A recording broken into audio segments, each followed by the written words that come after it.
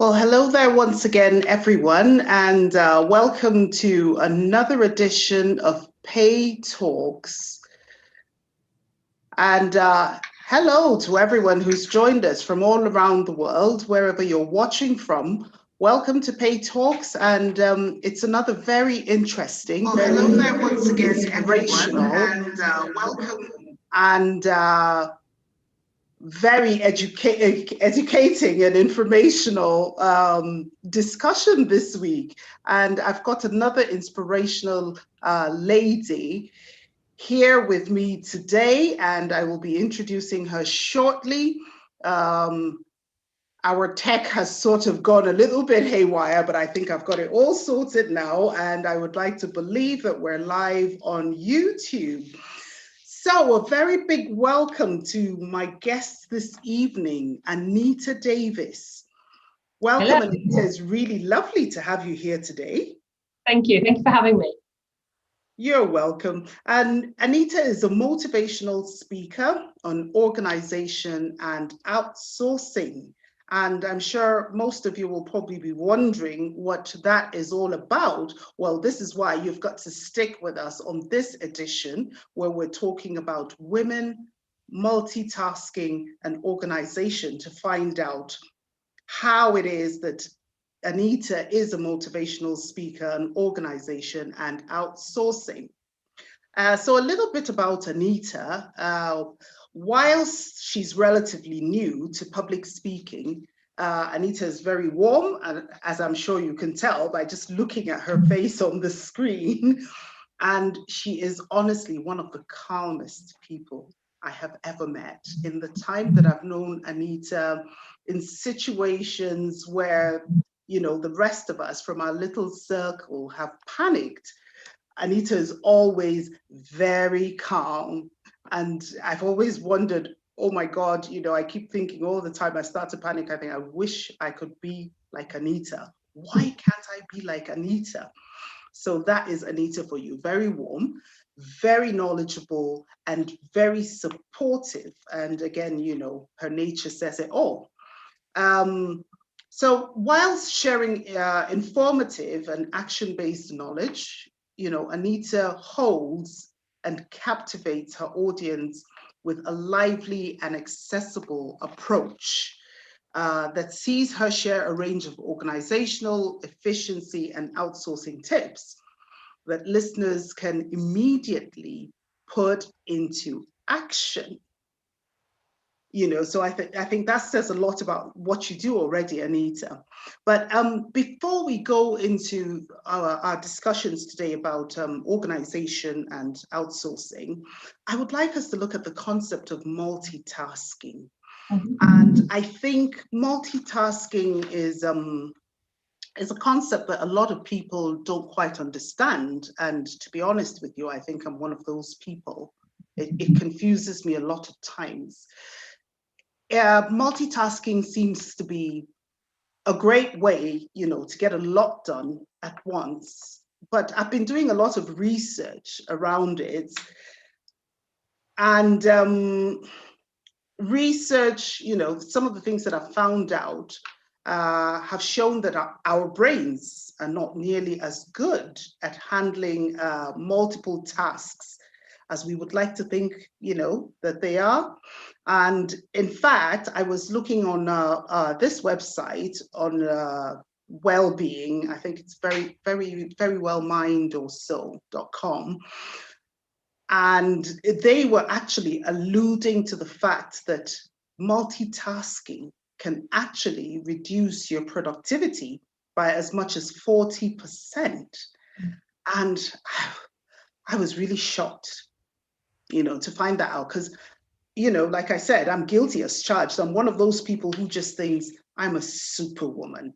Bring it on. Multitasking is my thing. I can take on 10 different tasks at the same time. I can be in a meeting on the laptop. I've got a pot going, you know, on the cooker. I've got washing going in the washing machine. At some point, I pick a mop and I'm mopping over the floor. And, you know, it's just all of those things. It's also trying to juggle work. You know, you could be in the office and you're trying to answer an email, you're trying to chat, some work chat over your phone, you're trying to organize papers in a file. It's all those sorts of things. And it is quite some information, finding out that multitasking can reduce your productivity by up to 40%. So Anita, is multitasking really a skill? I mean, personally, I don't believe it is. No, I think it's a fallacy. We do achieve lots of things in a day. We might achieve lots of things in an hour. But realistically, if we think back to the number of times when perhaps we've been asked a question in a meeting and we're like, oh gosh, was I paying enough attention? Was I, finishing off my shopping list or trying to multitask? Did I quite capture all of that information? Often the case is not. But I think there's a difference here. We might be, watching the webinar, taking bits in and stirring a pot, or, maybe sorting some papers, some very low level tasks, and we can do those at the same time. We can also switch between lots of small tasks.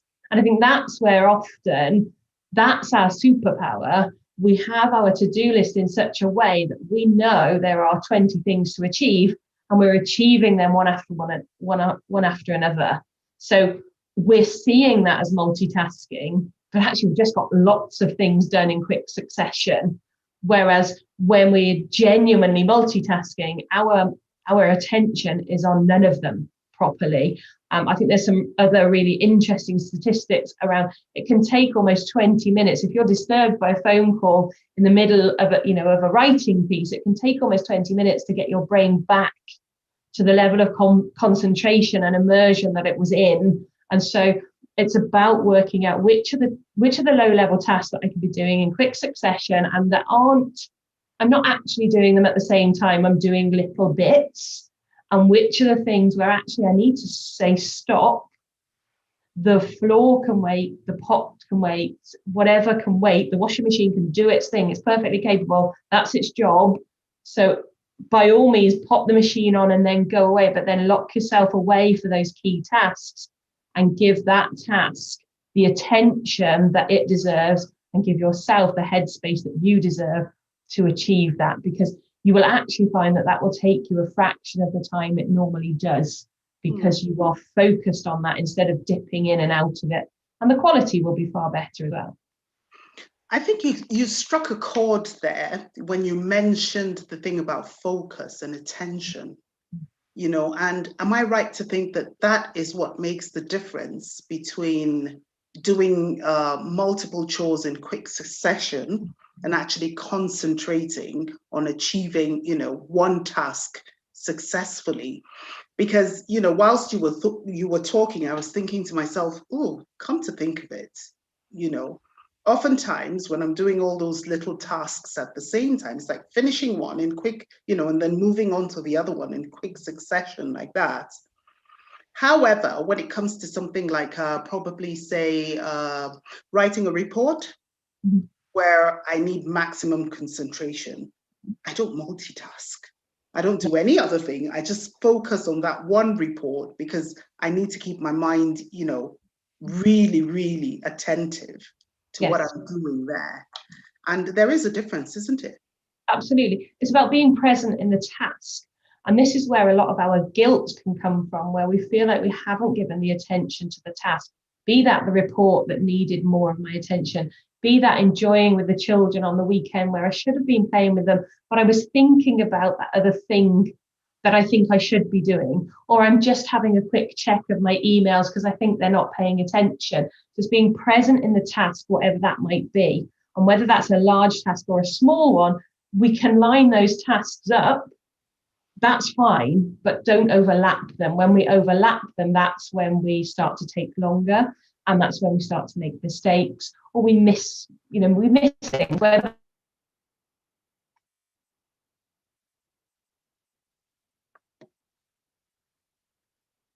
I'm sorry, I think we have, you dipped out. I think your Wi-Fi dipped out a bit there, sorry. Where did we get to? The joys of tech. Yes, indeed. It was just the last few words, about concentration. We were talking about focusing on. Yeah. It's about just being present in that task. That's right. Focus on that task and give that the attention that it deserves. And as I say, whether that's the family, whether that's the report, whether that's your emails, just allow yourself that time to get it done. Even if you say, I'm going to do 10 emails and then I need to move on to the next thing, but being clear that you're not flicking through the email and thinking about something else. So then you miss a sentence, or you sign off inappropriately, or you think you've sent it, but it's gone to the draft. We've all done it. And we don't need to. We need to allow ourselves just to take a breath and focus on the individual items. But I do think sometimes we feel like we're multitasking because we've got 10 little jobs done right off the bat. And that, if it makes you feel happy that that's multitasking, then fine. But in reality, if you're doing 3 things at the same time, you're doing 3 things poorly, and it would probably take you the same amount of time to do each one as an individual activity.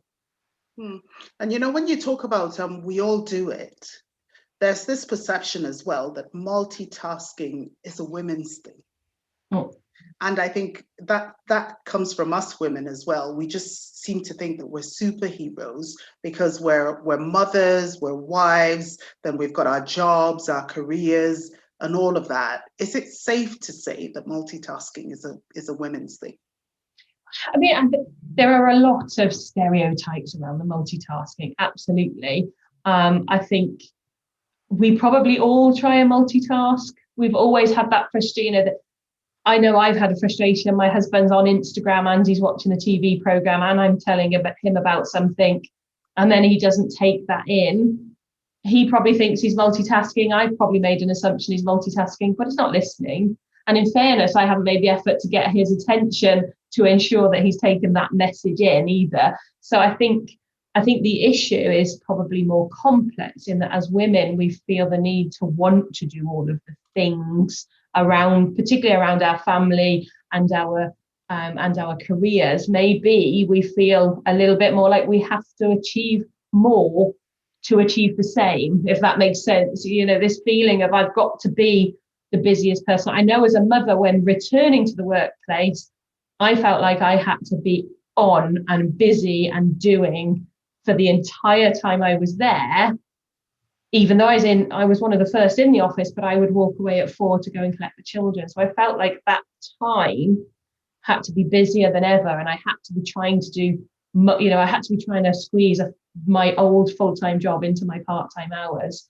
And so it's just about stepping back and checking then, because when I had a conversation with my manager around that, there was no expectation for me to do full-time hours in my part-time hours. That was an assumption that I had made. That was a projection that I was putting in place. When I'm there trying to juggle the kids and work and clean the house, my husband doesn't expect me to take on those 3 roles. We're very much a team, but there is something in me that wants to deliver on all of that. And I find it difficult to say, hang on, can you just do your share? And so it's about stepping back a little bit and recognizing why we're trying to multitask so madly at any one time. That's very interesting. And I think that's, everything that we've talked about so far just points at only one thing, that's very important. And that is the fact that we just need to be organized. Well, instead of thinking of multitasking in the way that most of us think about it, we just need to be organized. And I mean, personally, I try to be organized as well in the things that I do. I like a sense of routine in everything I do. So there's obviously, wake up at the same time every morning, put the alarm on, set it for the same time every morning, weekdays particularly. Then I have that routine of get out of bed, have a shower, get dressed, get ready for work, get my son ready, just one thing after the other like that, and keeping it that way. And for me, that gives me a sense of, well, you might think otherwise, and you're the expert here, so you're going to tell me if that is being organized or not. And maybe it is in my domestic life, But then when it comes to career and work, I think organizational skills are a bit, higher up there than we actually think it is. So again, I was, looking up what being organized really means. And I was looking at another website where it was talking about being clear about what you need to do, when you need to carry out that task, that concept of time and space, and what is important. So prioritizing what needs to get done immediately and what can wait until later, and just, breaking down your daily tasks and trying to stay on top of things. Basically, I think that's the bottom line of it all. But again, like multitasking, where there are people who struggle with that, there are also people who struggle with being organized or staying organized. But I don't know if being organized is a sense of helping us, gives us a sense of multitasking effectively, or maybe you don't think so. But again, that reminds me of a statement that you have made, well, not on the show here, but prior to this, where you've said that you like to use apps and tech, to take away the overwhelm. So to sort of help people organize their lives. And this is what you do as a living. So tell us about this now. Yeah, in more detail. What exactly do you do, and what does it, how does your work apply the use of apps and technology to take away that overwhelm? So I'm very comfortable with tech, and I like to introduce tech in all aspects of life to give me that feeling of control. There's no secret, I am a control freak. That's where I'm comfortable. I like routines. I like to know what's coming up. That helps me to have that feeling of calm, because I know what's happening throughout my week, and often, longer than that. I know what's where. And so aside from obviously, motivational speaking and coaching and support, I'm a virtual assistant. So I support people with their admin tasks. So I often hear clients saying they're overwhelmed, they don't know how to fit everything in, or I might hear that they didn't go into business to have to do all this paperwork, or they just want to stay home and enjoy their children. Can we help to make sure that they feel on top of things like birthdays and anniversary? They want to be that person that's always got a card and a gift ready, all of those other organizational things where, you're looking to other members, or other friends and family members, and thinking, how do they do all of that? Now, I'm not saying that they've got a secret weapon of another human in their pocket, but some might. And so with the technology, when a client approaches me for support, I will look at what are the quick wins, what's the low-hanging fruit that we can put in place to get hold of that client and bring them down, to bring that feeling of calmness and remove the overwhelm. That might be things like, I use an app called Mile IQ. It comes free with a Microsoft 365 subscription. So if you're using IT anyway and you've got your Microsoft subscription, have a look. If you don't have that, it's something like a $5 on the App Store. That runs in the background of your phone. So for any of us that travel, it's a bit retro travel now, but we're getting back to it. So anyone that travels and needs to capture mileage, instead of jotting the mileage down, or heaven forbid, I often receive a diary, there's my year, can you sort out the mileage for the accountant? No, I can't. We'll get one of the team to do that. You'll have...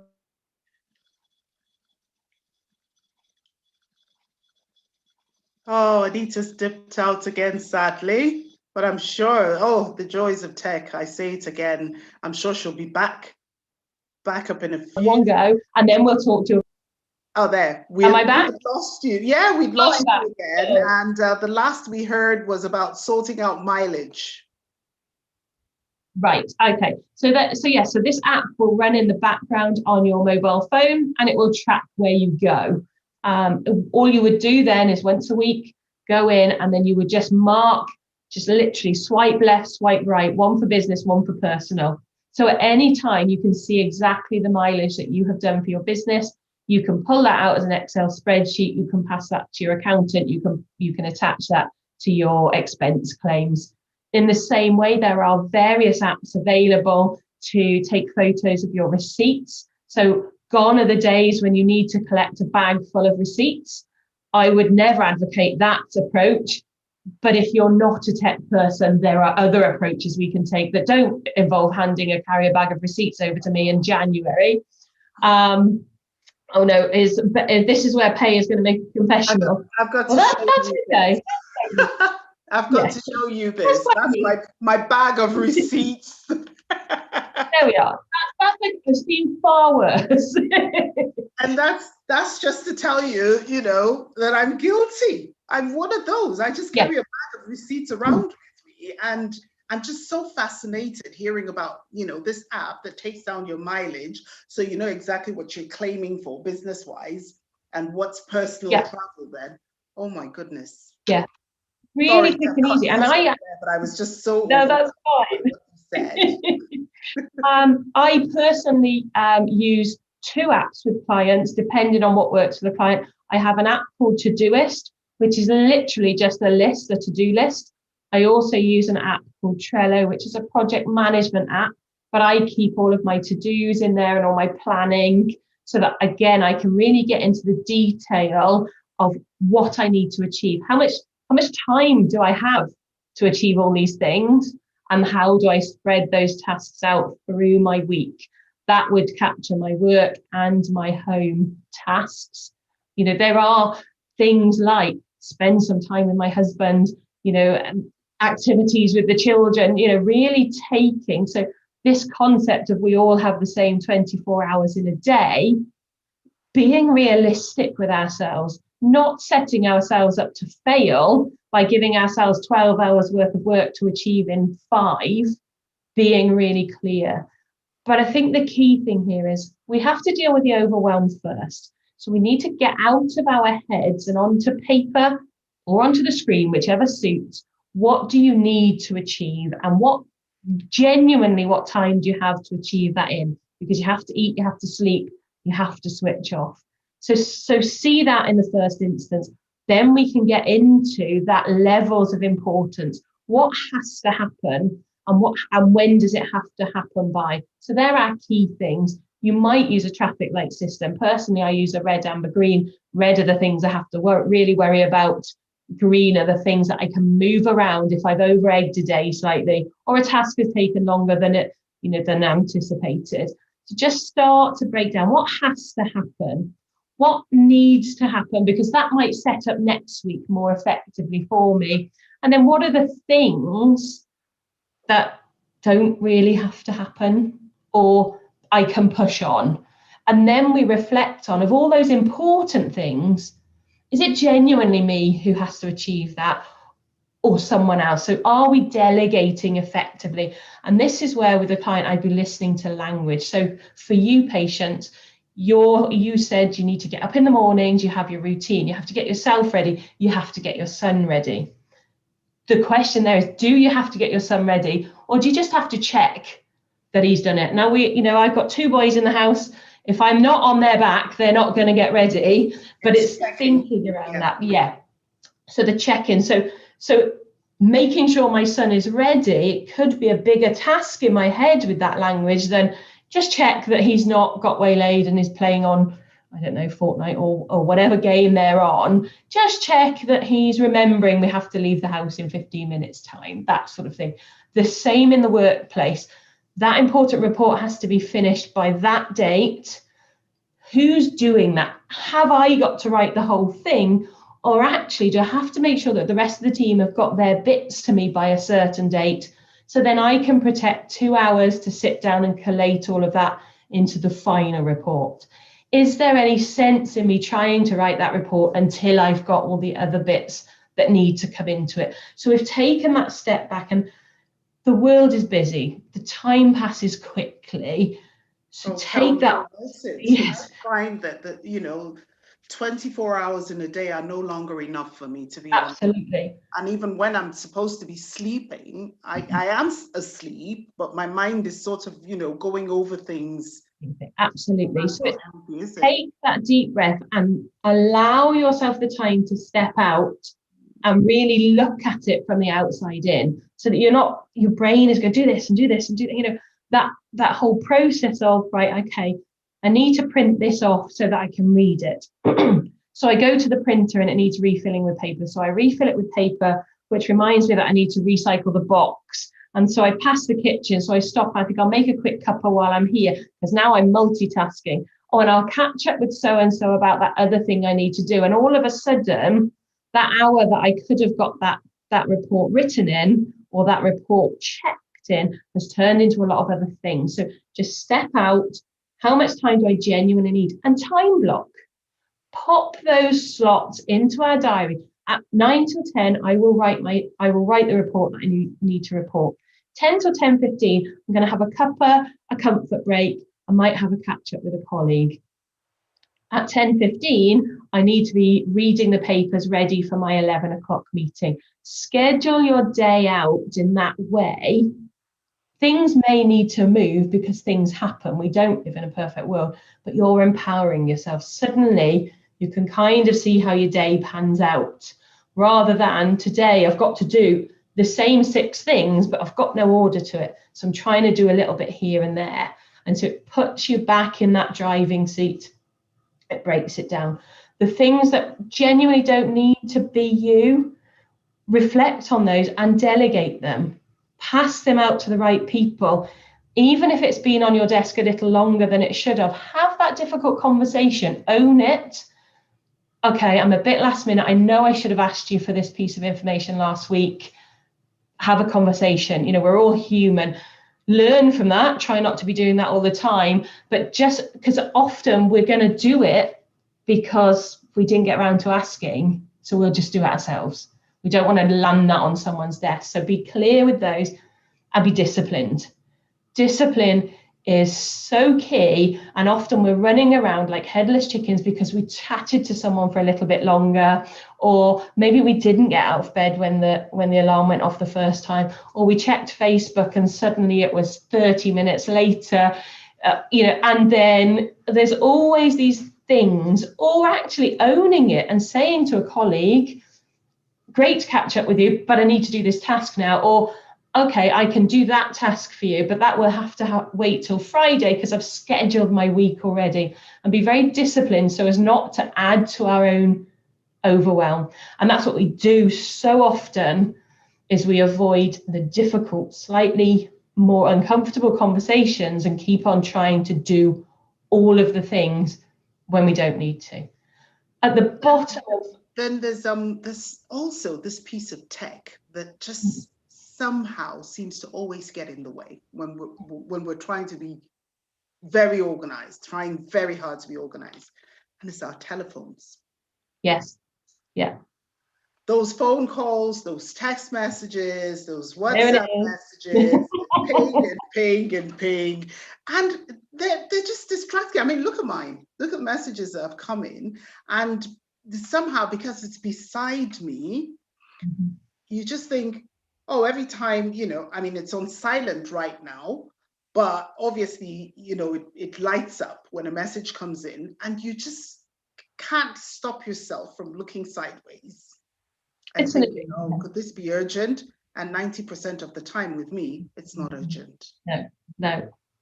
Okay, I'm going to give you a couple of hints here. Phone on silent, always a good thing. Mute applications like WhatsApp and Messenger. Turn off your emails. Because here's the thing, how often does a phone call, a WhatsApp message, or an email jump the queue? Because we go and check it, even though we're supposed to be writing that report, or we're going to leave early because it's a Friday and we've worked really hard this week, and then we just check that email, and it's not really urgent, but we've read it now, and or will they have seen a notification that we've read it, and so I should act. You don't have to. It feels like that's the way the world is, and I think the lockdowns and this pandemic have made that feel even stronger, because the boundaries of the working day and the working week have grayed. So suddenly we're picking emails up at odd times of the day, maybe on the weekends when we wouldn't have historically, or we're picking up the phone to someone because we know homeschooling has finished. And so those strict boundaries have got really baggy. So switch them off. My phone, you would notice if you ever pass my desk, is screen down, so I'm not distracted by that flash. It doesn't catch my eyes. Learn from that. I should learn from that, putting my phone screen down. But also there's that pressure, and I find that especially with WhatsApp messages, they're not urgent messages, and you've only just barely found that couple of seconds or those couple of seconds to read a message. And with WhatsApp, you've got the settings on where if it's read, the blue ticks come up. Mm-hmm. But you haven't got, outside of those few seconds where you've read the message, you haven't got any more extra time to respond to the message. But then there's that pressure of, oh, if I don't respond now, they've already seen that I've read the message. Oh, they're probably going to feel bad that I've read it and I didn't come back to them. How do you deal with that kind of pressure? It's back to discipline, and it's about setting clear boundaries. So be clear that if I've seen it, I will respond to you. Personally, if I've seen a message that I know I need to respond to, I will put that into my to-do list, into my Trello board. So I will get people nudging me again, going, did you see that message? Haven't replied to my message. They will feel like it's been an age. It might not have been. It might have been a couple of hours. It might have been longer if I've had a busy day, but it's about setting those boundaries so it's clear and they're not jumping the queue. It goes onto your to-do list, or if you have a stronger memory than mine, you're going to remember to go back to that WhatsApp and just check. Okay, now I know I had a couple of messages. I'll just check I've replied to who I need to in that scheduled time. Now, it does feel uncomfortable. It really does to begin with, but it's another discipline that we have to learn. It's a habit that we have to create and then be clear with it. People will learn very quickly, oh, I know she's read it, so she's seen it. She will get back to me. Pay's good. I know, she'll get back to me. They'll also know the people who will read it and then they've moved on and it's left their brain. So it's about setting those boundaries. It's the same with your emails. As long as you know that you're going back to them, don't be afraid. I would also suggest, particularly if you've got an iPhone, I'm not sure about the Android models, but you can go and you can see how many times you've picked your phone up.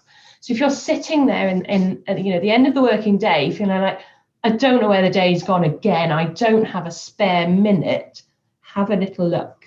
It might be at 70, it might be at 100 odd times that phone has just been picked up and put down. And that's where we're checking that screen. What notifications are there? I'm a bit bored now is what's actually happened. I'll just check. And that's a really useful information then for us to get into. I'm overusing my phone, and it's kind of coming into, are we telling ourselves a few fibs that we don't have a minute? And it's okay to have some time out. Absolutely. It's really important we take that time out, but own it, girl. So, I'm going to take a moment and I'm going to check Facebook and I'm going to see if there's a video of a kitten playing in the flowers or whatever it is, but I'm going to take that minute because I've worked hard. I'm giving my brain a break for a moment, and then I'll go back to it. But then just check in on, how long have you spent on Facebook today? How long have you spent on other social media? How long have you spent checking emails? How many times have you picked that handset up? And that's key. Between that and your email account, I promise you, if you can break the habit of, I'll just check. And if you can switch your emails off and just check them maybe 3 times a day, unless you know you're waiting for something important, just shut them down, and you will feel like you've gained so much time in the day because it's dead time, and it's highlighting that dead time and making better use of that dead time. If you choose to, you might feel like actually you've earned that time out. So own that as well. Don't we need to learn mean to ourselves? I I really need to learn that. I'm one of those people who's just got to embrace that discipline of just, putting the phone away when you don't need to be there. You don't have to be there.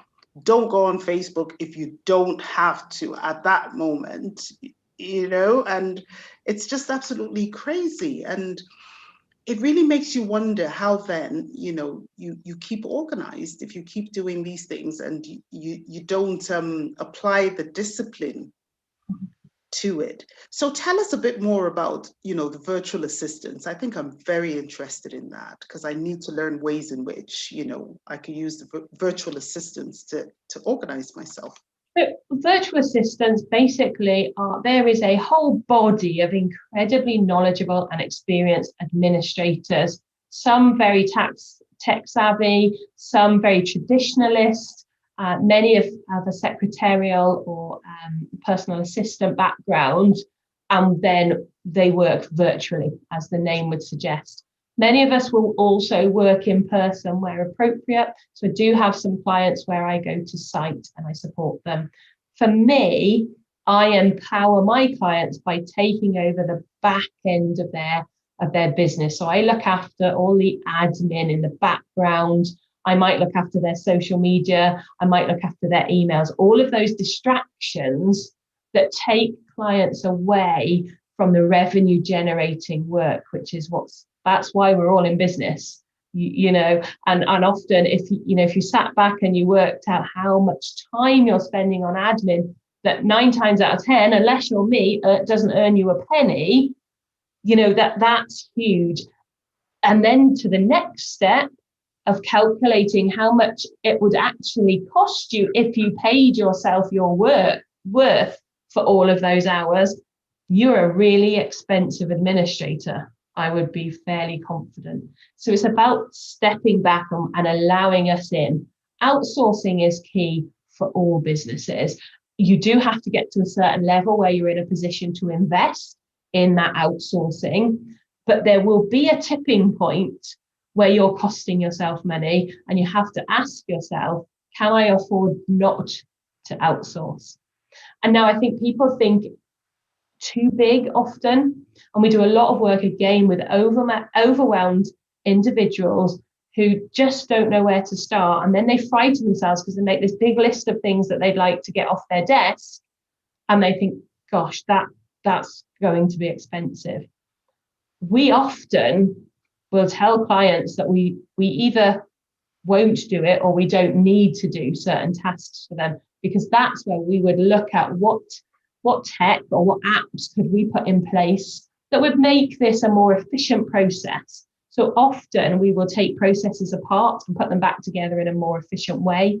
We'll challenge clients around why they're doing things in a certain way. Sometimes it's habit, sometimes it's the way they set it up. Sometimes they've been so busy multitasking that they've just made it too complicated. So we'll simplify it so we're still achieving the same outcome, but we're doing it in less time in a more streamlined way. If we can get the tech to do it, we'll get the tech to do it, because humans get it wrong far more regularly than computers.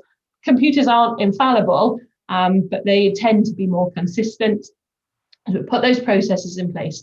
And often, a client will come to us expecting to need 20, 30, 40 hours support. They probably need 10. And then we will get quicker as we learn their processes and as we make their processes more efficient. And so then we'll take on more duties and we'll take more things away from the desk. We will also push back. I have a strategic mind, so I will be saying to you, why? Why are you doing that? Why are you doing that activity?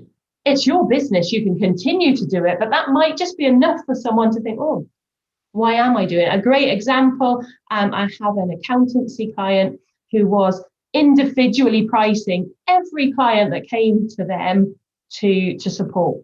And so it was taking a week, 10 days for every proposal to go out, by which time they've already had 2 other quotes and often signed for a competitor.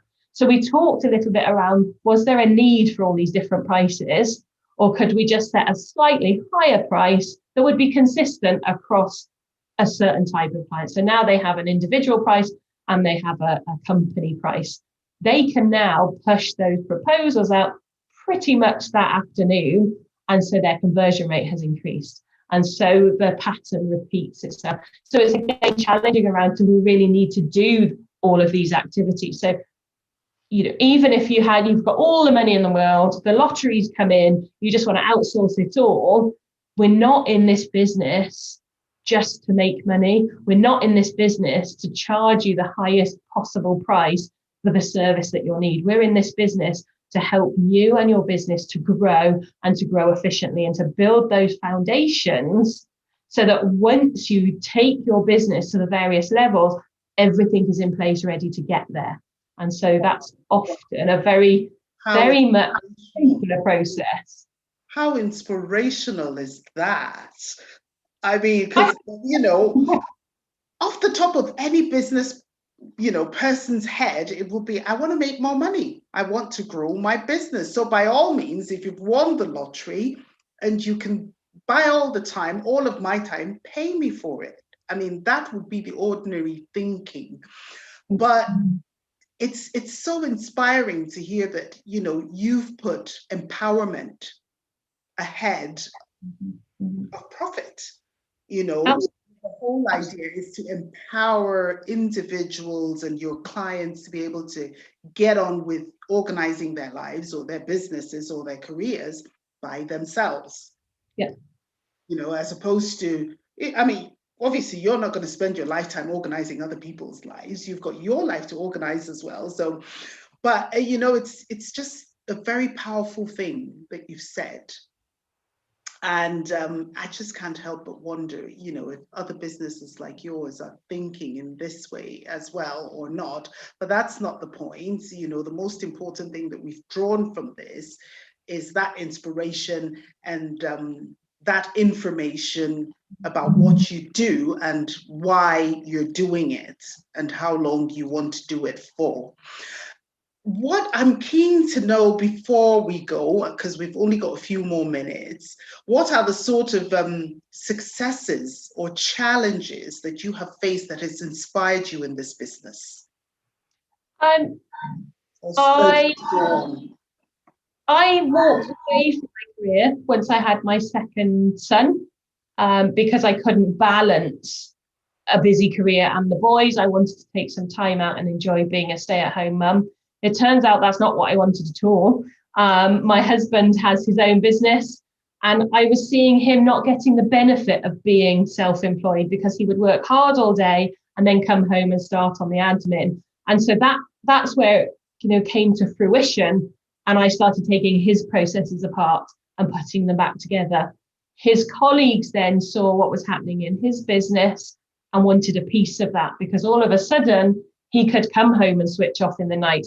He could convert more quickly because there was this little body in the background doing all of that hard work. And we very proudly tell our clients that in almost all cases, within 3 to 6 months, we should be cost neutral when we're coming in to undertake general administrative tasks because we free up that time for them to just grow in their business. And when you're feeling overwhelmed and tired, you can fall out of love with your business. And so we can come and we can help to put that passion and that love for the business back in as well. And that is hugely empowering for the business owner, but hugely empowering for us as well to see that growth and that success. And that we love nothing more. And you will think I'm crazy, but we love nothing more than having to write a job description and go to market and help a client to employ a full-time admin member of staff to support them because they've grown to that level and that what they need now is a body in the office rather than our support. Because we never lose that client. They'll still come back to us for other projects, but that's, what's better than that for job satisfaction? What is better than that? Gosh, Anita, I could go on talking to you all evening, but unfortunately, again, time's up. How very quickly it goes. It does. But I can't help but say how very inspired I have been, and I hope all the people who've been watching us have been inspired and have been informed by all that you have shared with us today.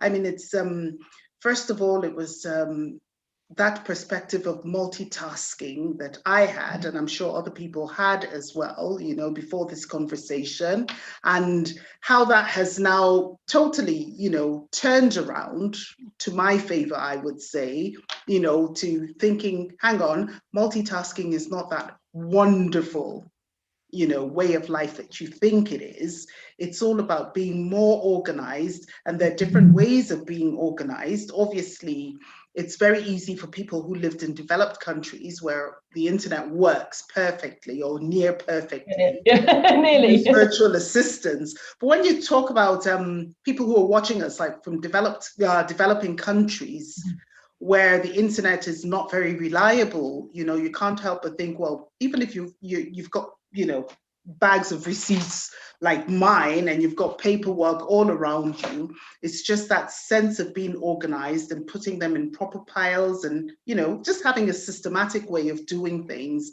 and how that is so important in progressing our lives. I would like to thank you so much, Anita, for coming on this evening.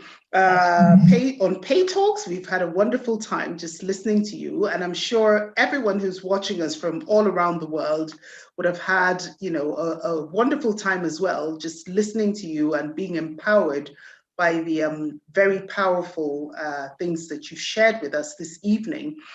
So all that's left for me to say now is thank you again, and to say thank you to everyone who's watched us this evening. PayTalks will be back again at the end of this week with another inspiring, entertaining, and informative guest. Until then, it's Pay Bentu signing off for PayTalks.